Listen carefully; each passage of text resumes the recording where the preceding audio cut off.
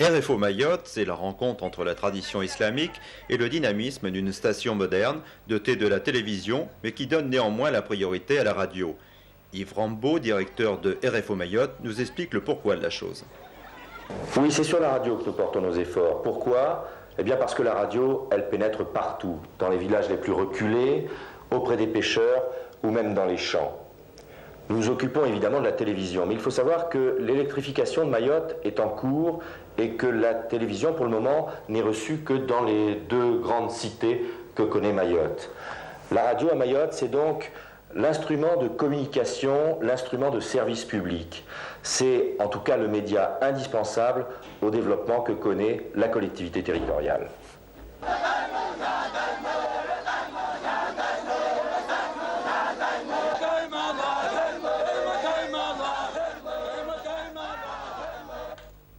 Station régionale proche du continent africain, RFO Mayotte se veut résolument bilingue, que ce soit pour l'information ou pour ses programmes quotidiens.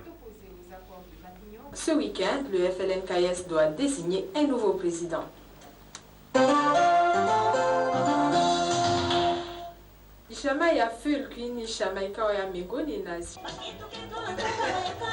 Vibrer en harmonie avec l'environnement culturel, c'est la règle numéro 1 de cette jeune station qui produit 16 heures de programmes quotidiens auxquels vont bientôt s'ajouter une émission sur l'histoire de Mayotte et des scénettes à vocation éducative qui reflètent les temps forts de la vie locale.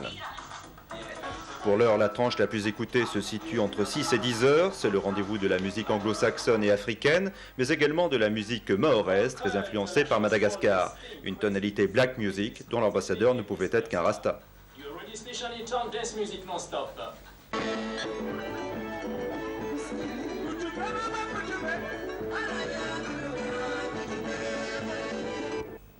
Quant à la télévision, elle remonte à 3 ans. Au début, elle se résumait à 25 heures de programmes hebdomadaires préenregistrés. Aujourd'hui, grâce aux satellites, on est passé à 55 heures. On a également pensé à la production locale.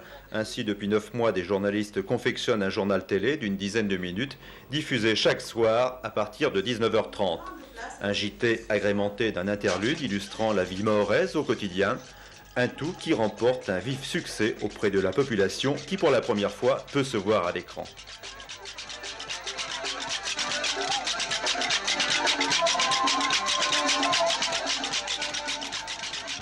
RFO Mayotte, c'est donc un produit en constante évolution grâce à l'utilisation de techniques de pointe, ce qui n'empêche pas les moments de détente rendus nécessaires par la douceur du climat tropical.